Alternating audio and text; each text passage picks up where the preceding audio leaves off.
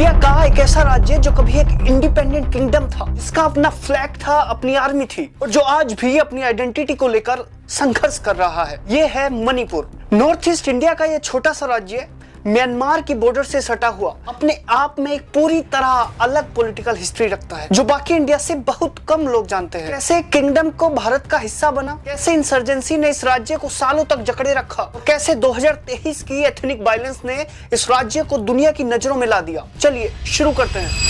मणिपुर सदियों से एक इंडिपेंडेंट किंगडम था। 1714 से एक ही डायनेस्टी ने यहाँ राज किया।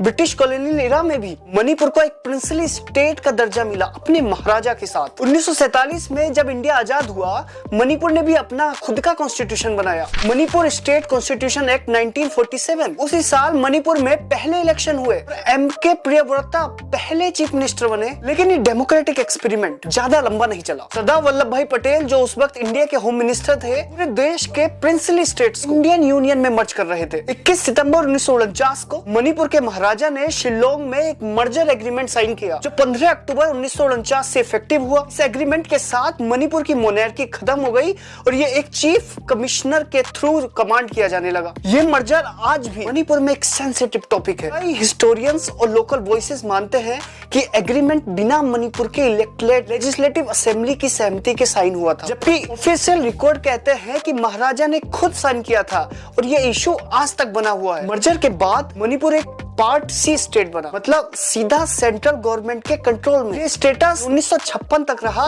जब इसे यूनियन टेरिटरी बना दिया गया। 25 साल तक 1947 से 1972 तक मणिपुर के लोग फुल स्टेटहुड के लिए एजिटेट करते रहे। स्टूडेंट प्रोटेस्ट्स, स्ट्राइक्स और पॉलिटिकल डिमांड्स लगातार चलती रही। Finally north eastern areas reorganisation act 1971 के थ्रू 21 जनवरी 1972 को मणिपुर को पूरा स्टेटहुड मिली, अपनी लेजिस्लेटिव असेंबली, अपने हाई कोर्ट। लेकिन स्टेटहुड मिलने के साथ ही मणिपुर के अंदर एक और बड़ी समस्या पहले से ही जन्म ले चुकी थी, आर्म्ड इंसर्जेंसी, जो 1950 में ही शुरू हो चुकी थी। मणिपुर इंडिया के सबसे ज्यादा इंसर्जेंसी अफेक्टेड स्टेट्स में एक रहा है। इसकी जड़ मर्जर के तुरंत बाद की है। 1950 में नागा सेपरेटिस्ट मूवमेंट शुरू हुआ, जो आज तक का सबसे पुराना इंसर्जेंसी मूवमेंट माना जाता है। इसी के रेस्पॉन्स में 1958 में armed forces special power act (एफस्पा) लगाया गया, जो सिक्योरिटी फोर्सेस को स्पेशल लीगल प्रोविजंस देता है। मैती कम्युनिटी का कुछ लोगों ने, जो मर्जर से खुश नहीं थे,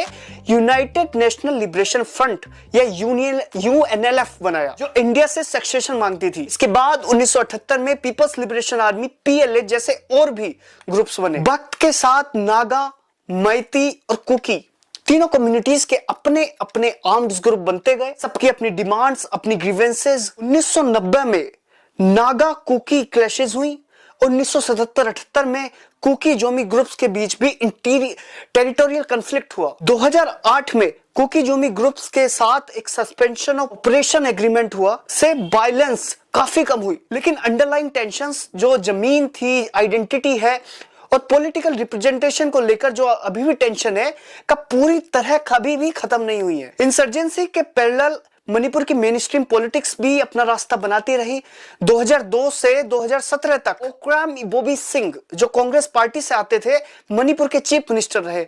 लगातार 3 टर्म्स उन्होंने पूरी की। 2017 में एन बीरन सिंह बीजेपी से चीफ मिनिस्टर बने और 2022 में दोबारा जीते। एन बीरन सिंह का पीरियड मणिपुर के लिए एक टर्निंग पॉइंट साबित हुआ, क्योंकि उनके टेन्योर के आखिरी सालों में ही स्टेट की सबसे बड़ी एथनिक क्राइसिस उभरी। इसे समझने के लिए एक जरूरी कॉन्टेक्स्ट आपको मैं बताता हूँ। मणिपुर की जो इम्फाल वैली में मोस्टली मैती कम्युनिटी रहती है, जबकि सराउंडिंग हिल्स में नागा और कुकी जो ट्राइबल्स कम्युनिटीज रहती हैं। ये ज्योग्राफी पूरी मणिपुर पॉलिटिक्स की बेस है। 3 मई 2023 को मणिपुर में एक ऐसी वायलेंस शुरू हुआ जो पूरी दुनिया की नजरों में आ गई। अगर पॉइंट था एक मणिपुर हाई कोर्ट ऑर्डर में स्टेट गवर्नमेंट को मैती कम्युनिटी के शेड्यूल्ड ट्राइब स्टेटस देने पर विचार करने के निर्देश दिए कि, और दूसरी ट्राइबल्स कम्युनिटीज को डर था कि इससे उनके लैंड राइट्स और पॉलिटिकल रिप्रेजेंटेशन कमजोर होगा। ट्राइबल सॉलिडेरिटी मार्च के नाम पे एक प्रोटेस्ट ऑर्गेनाइज हुई और वहां से वायलेंस बढ़ना शुरू हुई मैती और कुकी कम्युनिटीज के बीच। रिपोर्ट्स के मुताबिक इस वायलेंस में 150 से ज्यादा लोगों की जान गई और 50,000 से ज्यादा लोग अपने घर छोड़ने पर मजबूर हुए। दोनों तरफ आर्म ग्रुप इन्वॉल्व रहे।